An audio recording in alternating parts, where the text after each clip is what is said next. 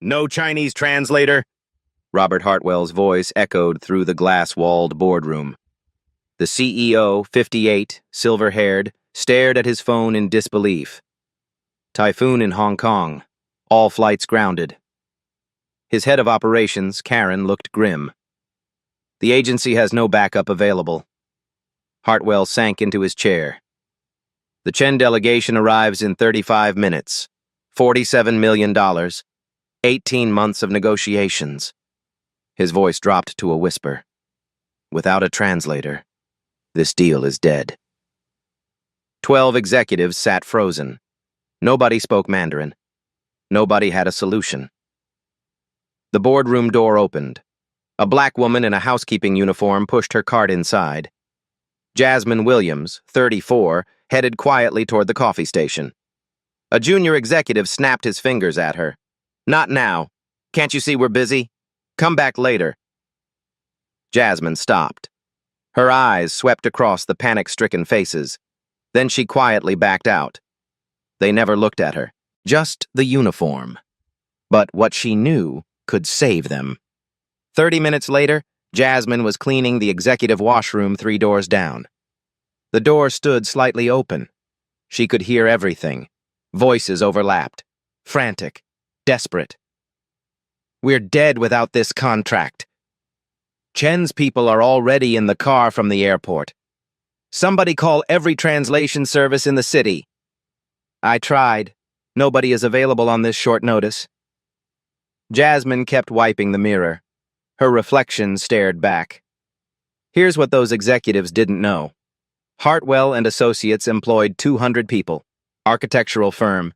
Mid-sized. This Shenzhen Smart City project was everything.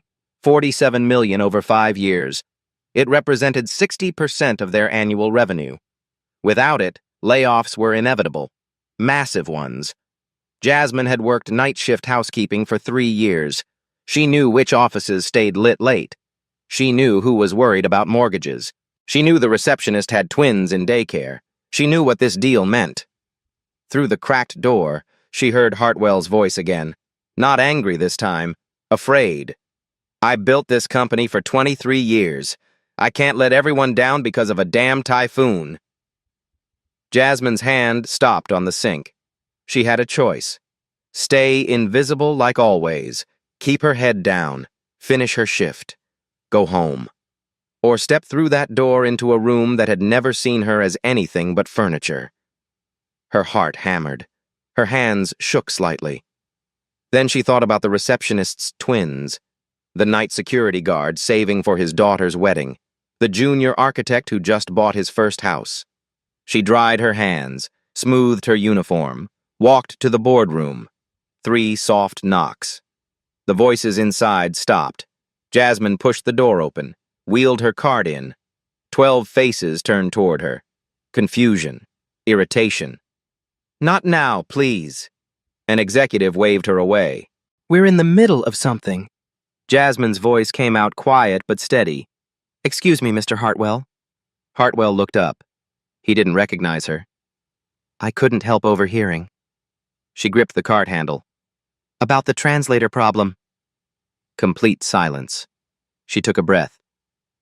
I speak Mandarin, fluently, if that would help. The air in the room froze. 12 people stared at the woman in the housekeeping uniform who'd just said the impossible. What happened in the next 60 seconds would change 200 lives. Karen, the head of operations, spoke first. Her voice dripped with skepticism. I'm sorry, but where exactly would you have learned Mandarin? A junior partner named Blake actually laughed. A short, sharp sound. He whispered to the woman next to him. Is this a joke? Jasmine felt heat rise to her cheeks, but she kept her voice level. I'm self-taught, ma'am. I've been studying for 18 years. Blake leaned back in his chair, crossed his arms. Self-taught, right. So you know how to order takeout? 2 other executives smirked, but Hartwell raised his hand. Silence fell. He studied Jasmine's face, really looked at her, maybe for the first time in 3 years. What's your name? Jasmine Williams, sir. I'm the night housekeeping supervisor. Hartwell's expression shifted. Something like shame crossed his features. 3 years you've worked here? Yes, sir. And I've never once asked your name. He said it quietly, to himself more than her. Then louder. Are you actually fluent? Jasmine nodded. I am. I can also interpret in Cantonese if needed. Your clients are from Guangdong province. I noticed the company name in your materials uses traditional characters specific to that region. The room went still. Blake's smirk disappeared. Hartwell leaned forward. How do you know which province they're from? Jasmine hesitated. I clean your office, Mr. Hartwell. I've cleaned this boardroom after every planning meeting for 6 months. I've read the presentations on the screen, the proposals on the table. I'm sorry if that was inappropriate. An executive near the window shook his head in disbelief. Karen wasn't convinced. Can she handle technical terminology? Construction specifications? Legal language? This isn't conversational Chinese. Hartwell grabbed a document from the table. The draft contract, 40 pages thick. Page 14, the sustainability clause. Read it, in Mandarin. Every eye fixed on Jasmine. She took the document, found page 14, read the Chinese text aloud. The words flowed, smooth, natural, perfect pronunciation, technical terms, legal precision, no hesitation. When she finished, the room was silent. Then she looked up. There's an error in the translation here, actually. Hartwell blinked. What? Jasmine pointed to a specific character. This word means recycled materials, but the context requires renewable materials. The Chen Group specifically requested renewable in their original specifications. This character mistake could void the entire sustainability section of the agreement. Blake's mouth fell open. Karen stood up, walked over, looked at the document. Her face went pale. She's right. Oh my God, she's right. Hartwell stared at Jasmine. You're telling me our professional translation service made an error that could have killed this deal? Yes, sir. And there are 2 smaller inconsistencies on page 22 and page 38. The temperature in the room shifted. These weren't just executives looking at a housekeeper anymore. They were drowning people looking at a life raft. Hartwell's voice was quiet, almost reverent. Who are you? Jasmine didn't know how to answer that. Karen recovered first. Professional mode. Mr. Hartwell, the Chen delegation will be here in 20 minutes. We need to make a decision. Hartwell never took his eyes off Jasmine. Can you do this? Full business interpretation? High stakes? Jasmine's hands trembled slightly. She gripped the document tighter to hide it. I can. No pressure, but 200 jobs depend on it. I understand. Hartwell stood, extended his hand across the table. Jasmine stared at it. In 3 years, no executive had ever shaken her hand. She reached out. Their hands met, firm grip, equal pressure. Thank you, Jasmine. Truly, Blake muttered under his breath. This is insane. Hartwell's head snapped toward him. Blake, one more word and you're out of this room, permanently. Blake's face reddened. He went silent. Karen pulled out a chair, at the conference table. Jasmine, please sit. For the first time in 3 years, Jasmine Williams sat at the table instead of cleaning around it. But now everyone wanted to know the same thing. How does someone with her skills end up pushing a cleaning cart? And what else had they missed by never bothering to look? 20 minutes until they arrive. Karen glanced at her watch. Jasmine, there's coffee. Help yourself. The reversal wasn't lost on anyone. The woman who usually poured coffee was being offered it. Jasmine sat stiffly, uncomfortable in the leather chair. Hartwell sat across from her. His voice was gentle. How does someone with your skills end up working nights in housekeeping? the question everyone wanted to ask but didn't know how. Jasmine looked down at her hands. It's a long story, sir. We have 18 minutes. She smiled slightly, then began. I grew up in Detroit. My mother cleaned hotels. My father worked the auto plants until 2008. The crash took everything. Her voice stayed steady. Matter of fact. When I was 16, I read that China was becoming an economic superpower. I thought if I learned Mandarin, I'd be ready for opportunities. So I taught myself. Library computers, YouTube videos, free podcasts. By college, I was fluent. Hartwell leaned forward. Where'd you go to school? Wayne State. Full scholarship. Linguistics major. 3.9 GPA. I added Cantonese, Spanish, and French by graduation. Blake's head snapped up. 3.9. That was higher than his. Karen asked the obvious question. So what happened? Jasmine's voice softened. My mother got sick. Stage 3 cancer. No insurance. The room went quiet. I came home. Took night jobs, flexible hours, immediate pay. I could be at the hospital during the day, translate her medical documents, hold her hand during chemo. She paused, swallowed hard. She fought for 2 years. She was so strong, but she didn't make it. The debt was $240,000. Someone gasped. Jasmine continued. So I kept the night jobs, sent money to my younger brother. He's pre-med, 3rd year at Johns Hopkins. Anzen. He's going to be a surgeon. Her voice filled with quiet pride. He doesn't know I gave up my graduate school acceptance to pay for his undergraduate degree. Columbia had offered me a full ride for international relations. Hartwell's eyes glistened. Your brother? He knows what you sacrificed? No, sir, and I'd appreciate it if it stayed that way. He thinks I just prefer night work. She'd given up her dream so her brother could chase his. Now, for 2 hours, she'd get to use everything she'd sacrificed. The question was simple. Would anyone remember her tomorrow? Or would she go back to being invisible the moment the Chen delegation left? The elevator chimed. Expensive shoe leather on marble.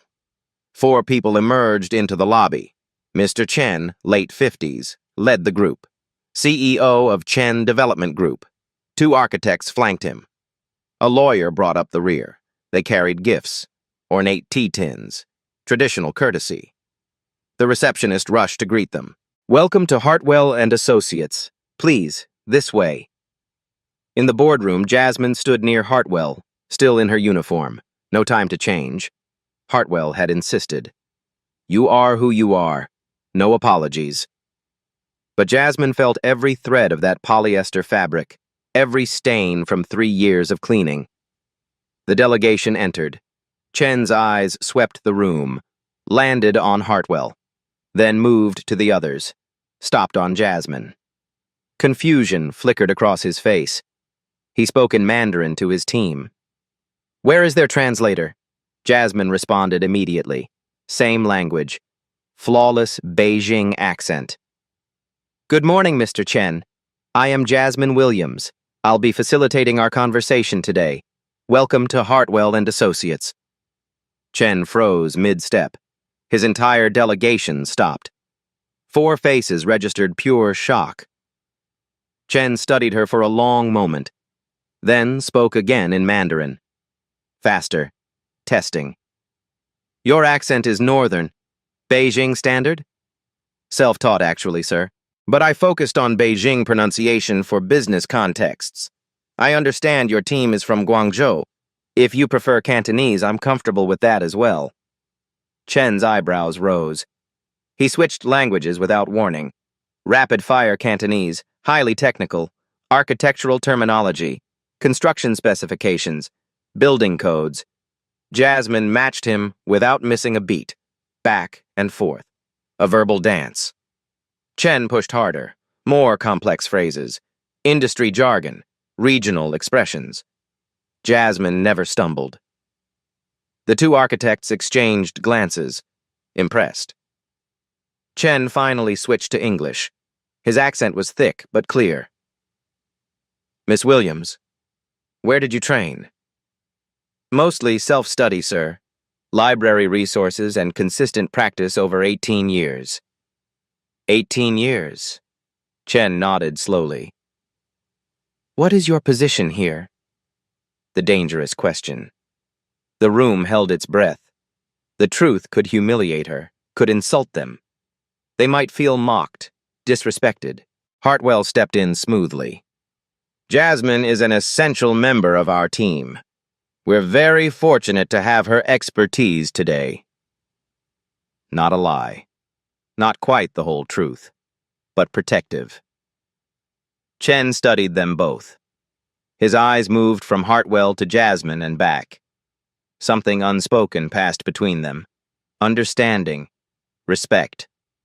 He nodded once, turned to his team, spoke in Mandarin. She is very good. Better than the agency translator they originally hired. Much better. Jasmine heard every word. She chose not to translate it back to the room. A show of discretion. Professional courtesy. Chen noticed. A small smile played at his lips. He switched to English. Addressed the room. Shall we begin? Everyone took their seats. Jasmine sat beside Hartwell, at the head of the table. The meeting started. Presentations, technical discussions, complex negotiations. Jasmine interpreted everything, seamlessly, both directions, never asking for repetition, never stumbling over terminology. 45 minutes in, she'd proven herself 10 times over. But not everyone was pleased. Karen kept interrupting. Small comments. Tiny undermining remarks. Jasmine, make sure you're getting the technical specifications exactly right. Maybe we should have the backup service on standby, just in case, Blake whispered to a colleague. Not quietly enough. This is insane. We're betting $47 million on the cleaning lady? The first test was passing, but the real challenge was just beginning, because talent without institutional support is just a voice in the wilderness. And some people didn't want that voice to be heard.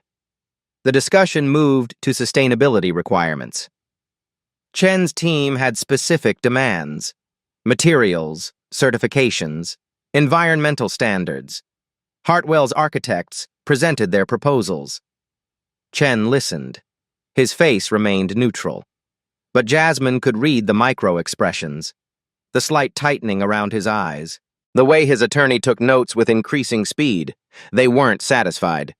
Chen spoke in Mandarin. His tone shifted, frustration creeping in. They don't fully understand our requirements. This is taking too long. We may need to reconsider. Before Jasmine could translate, Karen jumped in. What did he say? Jasmine kept her voice professional. He has concerns about whether we can meet their sustainability specifications. Karen nodded quickly. Tell him we'll do our absolute best. We're committed to meeting his standards. Jasmine paused, didn't translate. Karen's voice sharpened. Did you hear me? Tell him that. The room waited. Jasmine made a choice. She turned to Hartwell directly. Not Karen. Mr. Hartwell, may I make a suggestion? Karen's face flushed. Excuse me, I just gave you specific instructions. Hartwell held up one hand. Let her speak. Jasmine took a breath. 3 months ago, you met with Anderson Renewables. They're a bamboo composite supplier. They have a facility in Portland and a manufacturing partnership with a factory in Hangzhou, China. Hartwell's eyes widened. How do you know about that meeting? I saw the catalog on your bookshelf, sir. When I was dusting, the materials match exactly what Mr. Chen is describing. You could dual source, local production for U.S. standards, the Chinese facility for their specific requirements. It would reduce shipping costs by approximately 40%. Complete silence. Blake stood up. His chair scraped loudly against the floor. This is ridiculous. His voice was loud, aggressive. She's a housekeeper, not a project manager. We're going to take business advice from someone who mops floors? Several people shifted uncomfortably. Jasmine's hands clenched in her lap, but she kept her face neutral. Hartwell's voice cut through the room like ice. Blake. One word, but the temperature dropped 20 degrees. One more word and you're out of this room, and possibly out of this company. Blake's mouth opened, closed. He sat down slowly. Hartwell turned back to Jasmine. His voice was gentle now. You have a good memory. Yes, sir. I remember the catalog showed composite panels, structural beams, decorative elements, all certified for international green building standards. Hartwell looked at his lead architect. Is this viable? The architect pulled out his laptop, typed quickly. His eyes went wide. Anderson Renewables, yes, their Hangzhou facility. They've worked on 3 major projects in China, LEED Platinum certified, and she's right about the cost savings. He looked at Jasmine with something like awe. Hartwell leaned back. Tell Mr. Chen about the Anderson partnership, and tell him it was your idea. Use your name. Jasmine hesitated. Sir? You solved a problem we've been stuck on for weeks. Take credit. She turned to Chen, spoke in Mandarin, explained the dual sourcing solution, the facilities, the certifications, the cost benefits.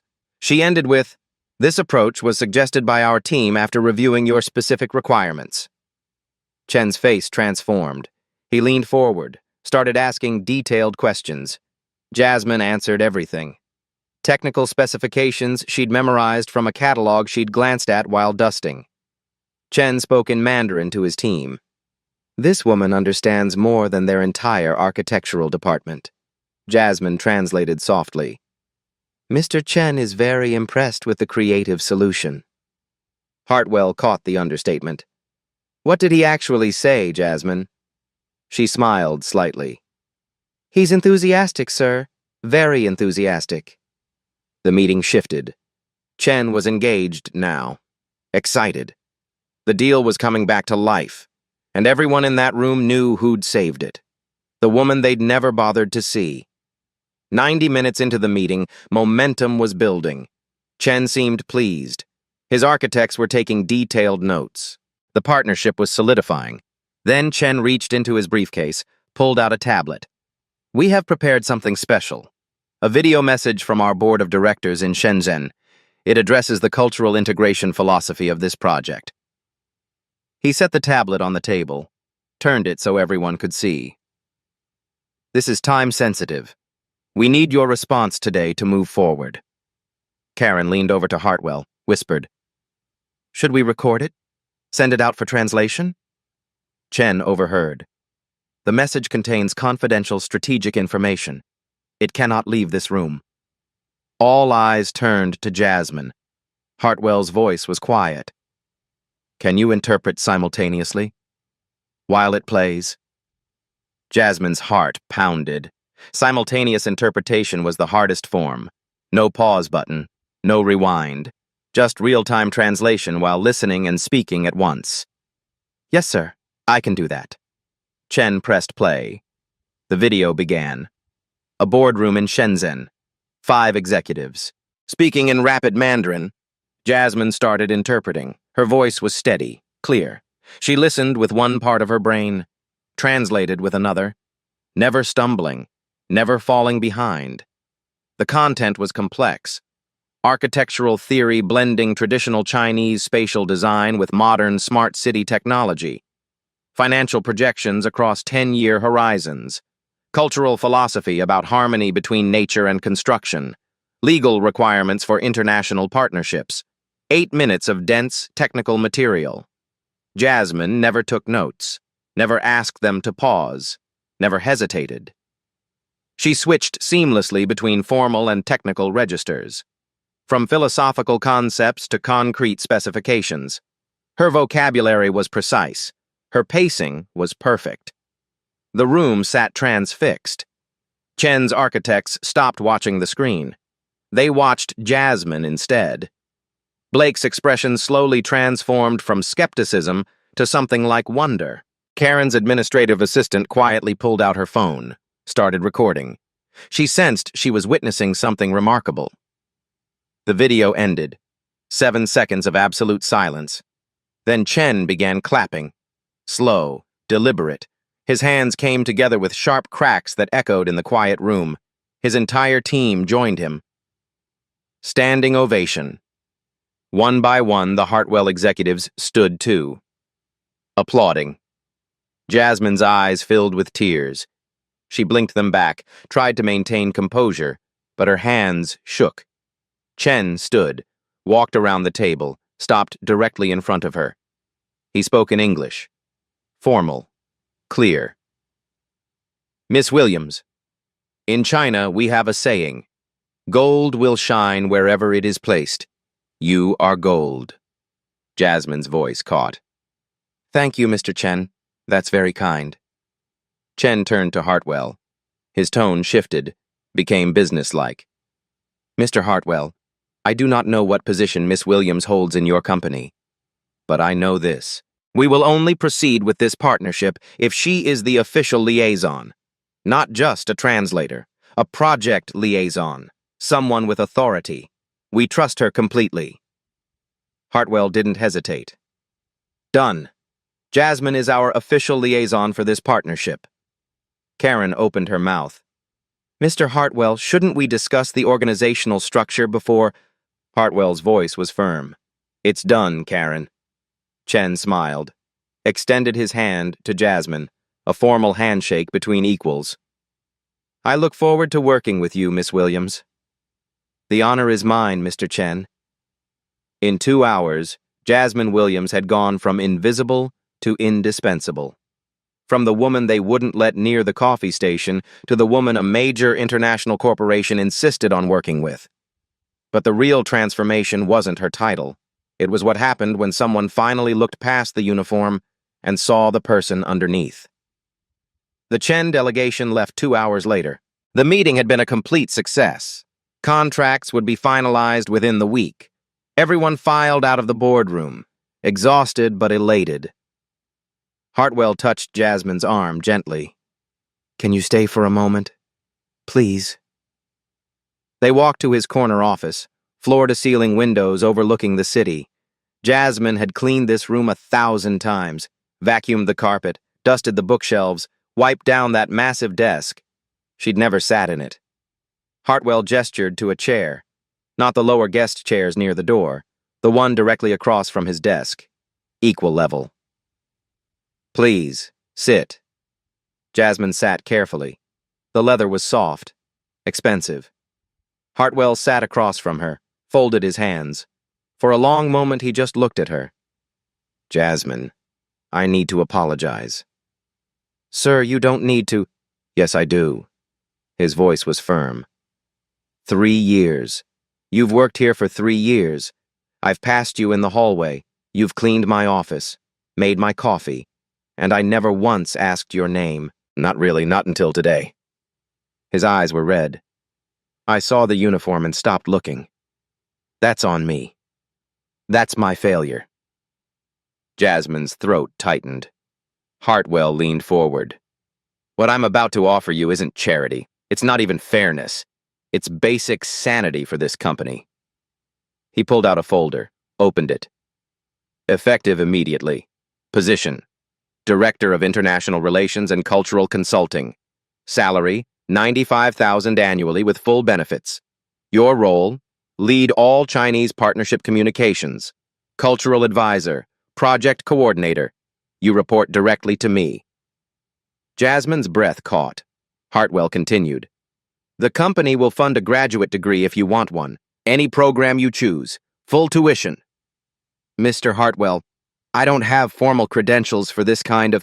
You corrected our legal documents and saved us from a contract violation. You solved a sourcing problem we'd been stuck on for weeks. You performed simultaneous interpretation of highly technical material that most professional translators would struggle with. Tell me what credential is more valuable than that. Jasmine's hands trembled. My brother, his tuition at Johns Hopkins. Hartwell slid an envelope across the desk. Signing bonus, enough to cover his remaining 2 years. Non-negotiable. Jasmine picked up the envelope, opened it. saw the number. She broke down, quietly. Tears streamed down her face, professional composure finally cracking. Hartwell's voice was gentle. "Jasmine, you saved us today. But more than that, you reminded me why I started this company 23 years ago. To build things that matter with people who care. I'd forgotten to look for those people everywhere, not just in the expected places." He stood, extended his hand across the desk. Jasmine wiped her eyes, stood, reached out. Their hands met. Firm grip, equal pressure. A handshake between colleagues. "Thank you," she whispered. "Thank you for seeing me. Thank you for being brave enough to knock on that door." 3 years ago, an executive had waved her away from this very office. She'd never be waved away again. 1 week later, company cafeteria, lunch hour. Jasmine stood at the coffee station, professional attire now, navy blazer, fitted pants. She looked different, carried herself differently, but some things hadn't changed. An elderly man approached nervously. Miguel Santos, 67, facilities maintenance for 20 years, gray hair, weathered hands. "Miss Williams?" His voice was hesitant. "May I speak with you?" Jasmine turned, smiled warmly. "Miguel, of course. Please call me Jasmine." They'd crossed paths hundreds of times on night shifts. She'd always greeted him, always asked about his family, one of the few people who had. "I heard what happened, with the Chinese meeting." Jasmine gestured to a table. They sat. "News travels fast." Miguel pulled out his phone. His hands shook slightly. "My daughter, Rosa. She's 19, very smart girl. But she works at Target. Stocking shelves." He showed Jasmine a photo. A young woman with bright eyes. Miguel's smile. "She taught herself to code. Python, Java, these computer languages I don't understand. But she applies to tech jobs and never hears back." He scrolled to a resume on his phone, handed it to Jasmine. She studied it carefully. The address jumped out immediately. Wrong zip code. Wrong neighborhood. "She uses our home address," Miguel said quietly. "I think that's why they don't call." Jasmine's chest tightened. Systemic barriers. Invisible walls. She knew them well. "Miguel, does she have a portfolio? Examples of her work?" "She built a whole app for my wife's church. Tracks donations, sends receipts. Very professional." Jasmine pulled out her phone. "Here's what we're going to do." She texted Hartwell directly. Something she could do now. "Know anyone in tech hiring? Have a strong candidate to recommend." Hartwell responded in 30 seconds. 2 names, 2 email addresses. Jasmine showed Miguel. "Have Rosa send her portfolio to these contacts. Jasmine Williams from Hartwell and Associates referred her. And Miguel?" She looked him in the eye. "Tell her to get a P.O. box for her address. It's not right that she has to. But until we fix the system, we work around it." Miguel's eyes filled with tears. "Thank you. Thank you so much." "She did the work, Miguel. She built the skills.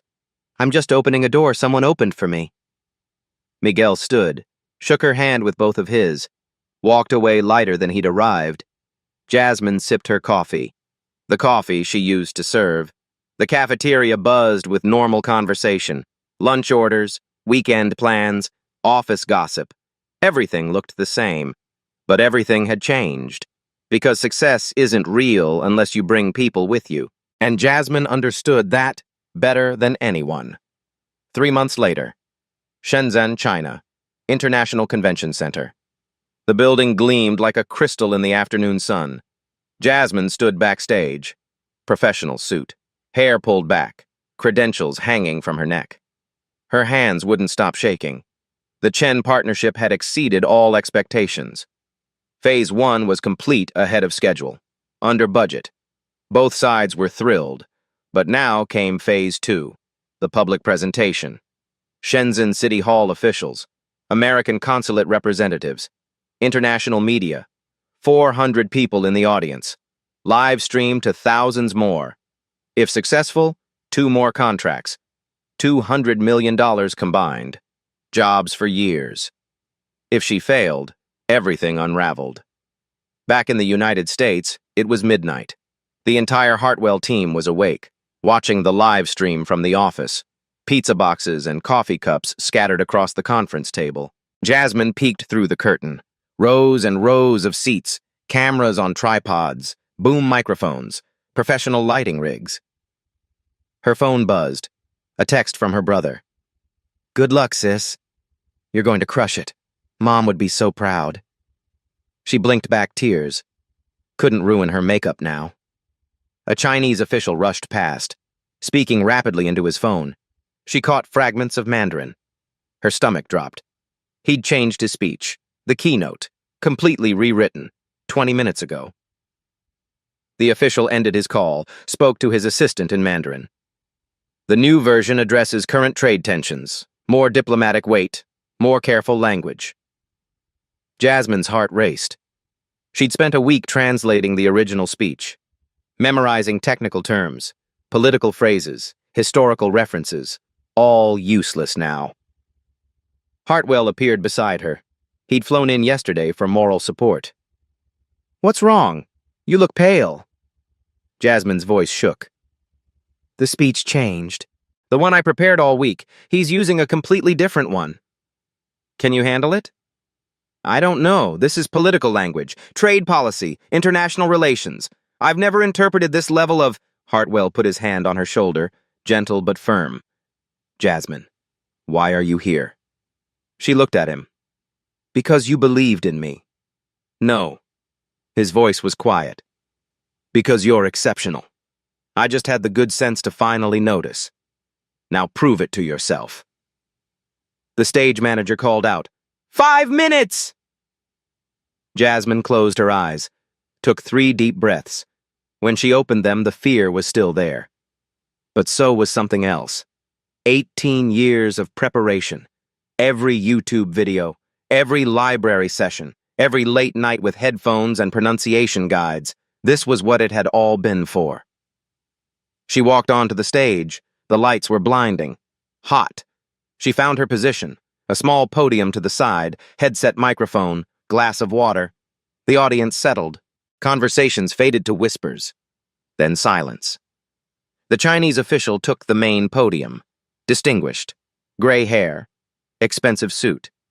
He represented the Shenzhen municipal government. He began speaking. Rapid Mandarin. Formal register. Political nuance. Jasmine started interpreting. The first 30 seconds were panic. Her mind raced, trying to catch terminology. Identify context. The next 30 seconds, muscle memory kicked in.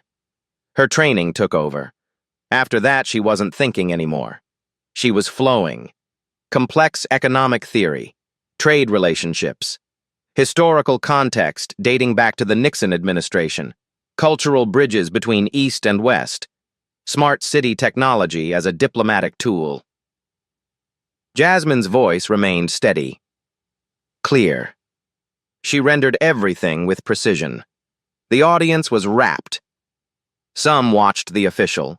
Some watched her. Both performances are equally compelling. Then it happened.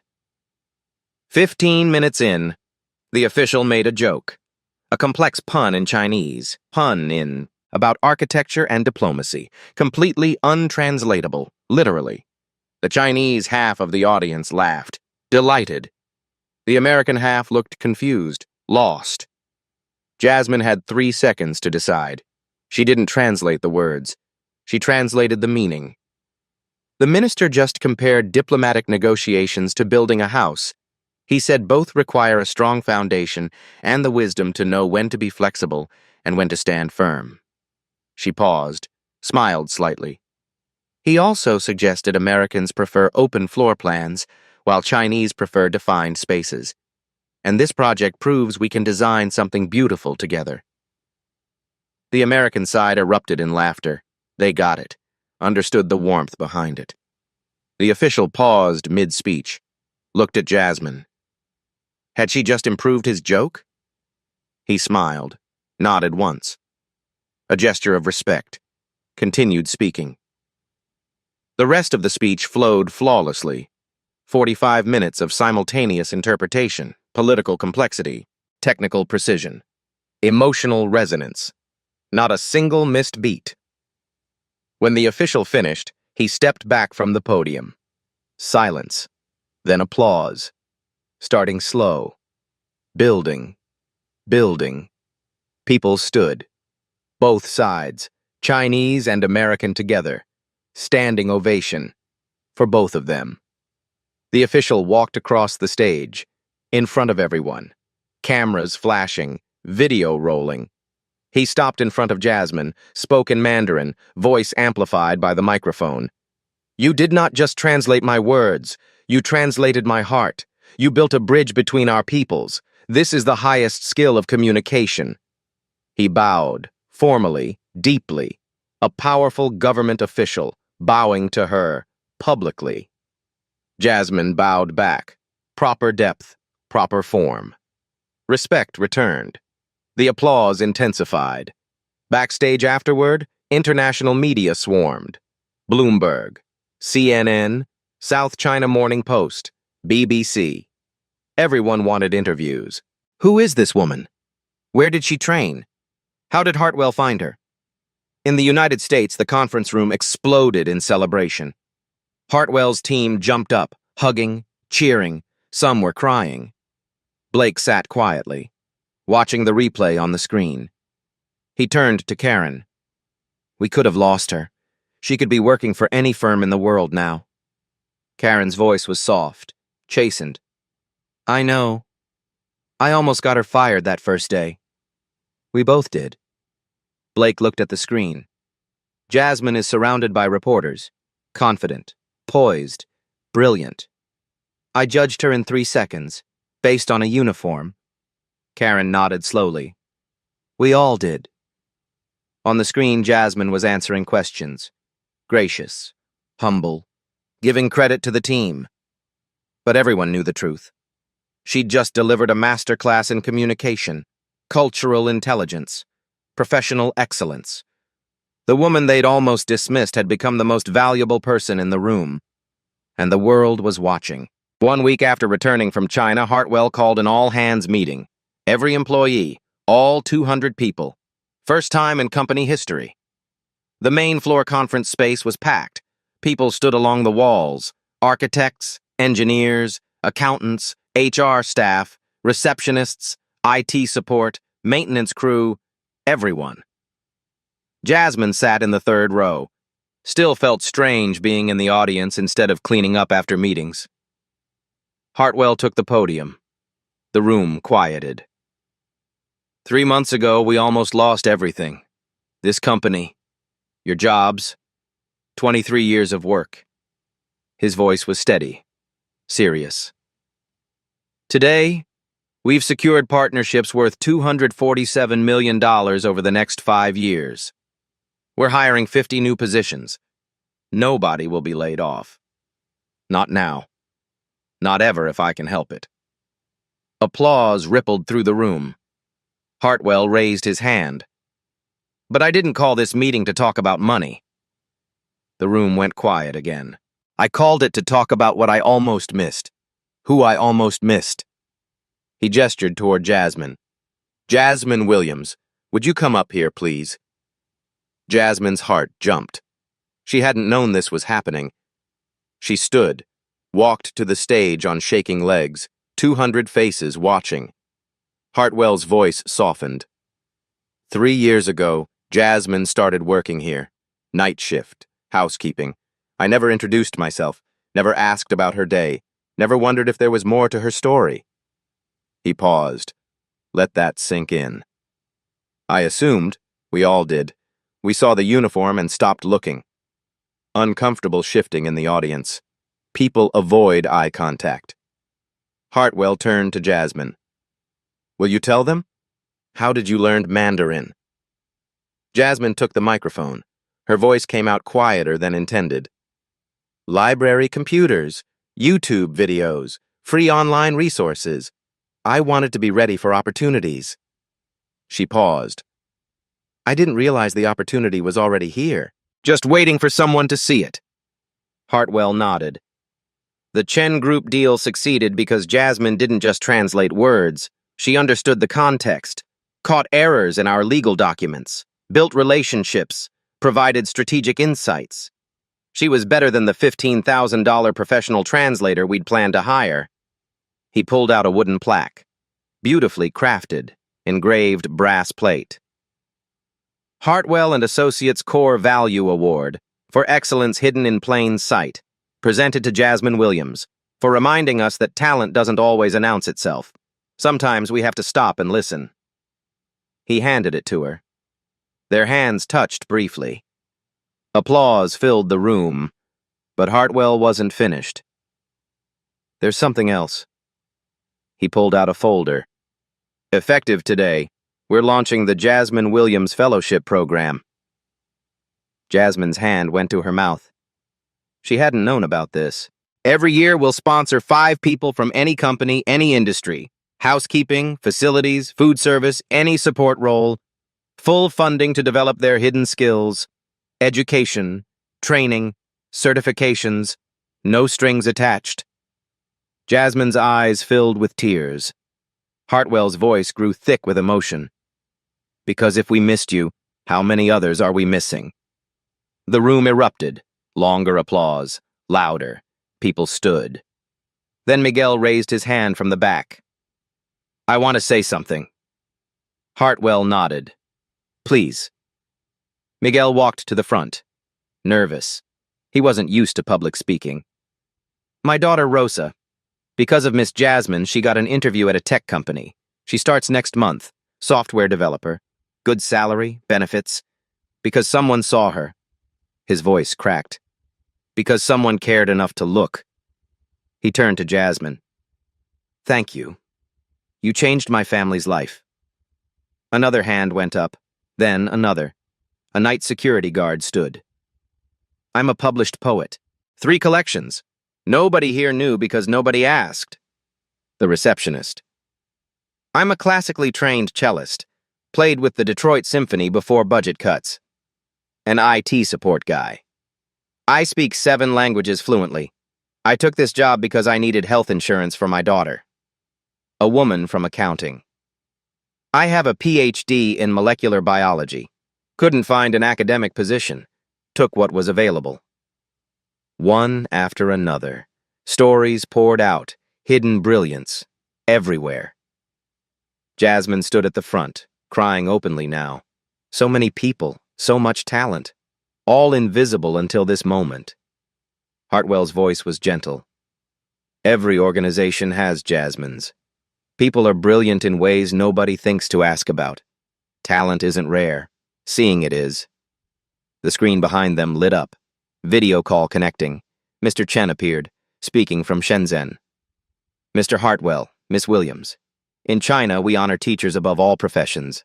Jasmine Williams taught us that true partnership means seeing your partner completely, as a whole person. Chen's face was serious, formal. Hartwell and Associates is now our most trusted American partner. Not because of contracts, because of character. Jasmine's character, and Mr. Hartwell's wisdom in recognizing it. He bowed slightly to the camera. We look forward to many years of collaboration. The screen went dark. Hartwell reached into his jacket pocket, pulled out an envelope. One more thing. He handed it to Jasmine. Open it. Inside were business cards, thick cardstock, embossed lettering.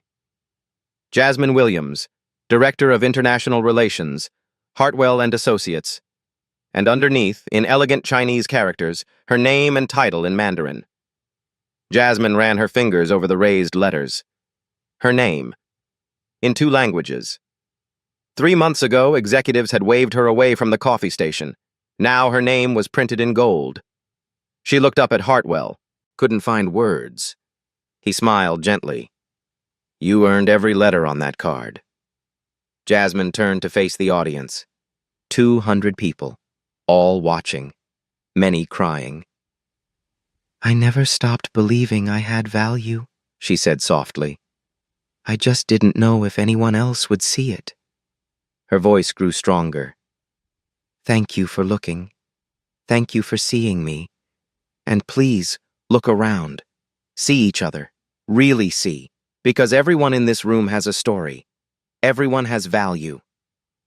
The applause started again. But different this time. Not polite professional clapping. Real. Sustained. Emotional. It lasted 47 seconds. Some people wiped their eyes. Some looked uncomfortable, confronting their own assumptions. Some looked inspired. All of them were changed, because they'd just witnessed what happens when talent meets opportunity, when barriers fall, when someone brave enough knocks on a closed door, and when someone kind enough opens it. The meeting ended. People filed out slowly. Many stopped to hug Jasmine, shake her hand, share their own stories, the invisible becoming visible, one conversation at a time. 6 months later, Jasmine led a team of 5 translators now, negotiated 3 more international partnerships, spoke at business schools about invisible talent and systemic barriers. Her brother graduated medical school. She sat in the front row, cried through the entire ceremony. He finally knew the truth about what she'd sacrificed. He'd called her sobbing. "You gave up Colombia for me." "I'd do it again," she'd told him, 1,000 times. The fellowship program had supported 23 people in its first year. A janitor now studying mechanical engineering, a cafeteria worker learning graphic design, a parking attendant getting his teaching certificate. Company culture had completely transformed. Turnover in support roles dropped 60%. Applications to work at Hartwell increased 400%. "See the whole person" was written into the mission statement now. But the real changes weren't in the numbers, they were in the moments. Jasmine walked through headquarters on a Tuesday afternoon. Professional attire, confident stride. She belonged here now. She passed a young black woman in a housekeeping uniform, pushing a cart, emptying trash bins. Jasmine stopped. She always stopped. "Hi there. I don't think we've met. I'm Jasmine." The young woman looked up, surprised. "I know who you are. Everyone does." "What's your name?" "Destiny." Jasmine smiled. "That's a powerful name. Tell me, Destiny, what are you passionate about? Outside of work?" Destiny hesitated, looked around like it might be a trick. "I write. Poetry. Sometimes spoken word. At open mics." "Would you email me some of your work? I'd love to read it." Destiny's eyes widened.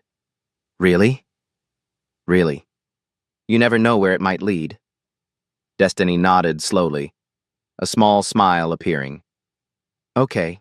Thank you, Miss Williams." "Just Jasmine." She touched Destiny's arm gently. "And thank you for keeping this place running. It matters." Destiny walked away different, lighter, seen. Jasmine remembered what invisible felt like, so she made sure nobody stayed invisible around her. The cycle continued, one person at a time. Here's the truth that nobody tells you about success. It's not real unless you bring people with you. So here's my question for you. Who have you stopped seeing? The person who cleans your office building? The barista who makes your morning coffee? The security guard who nods good morning? What if they speak 4 languages? What if they're a brilliant artist? What if they're one conversation away from changing everything? You don't need to offer them a job. Just learn their name. Ask one real question. See them.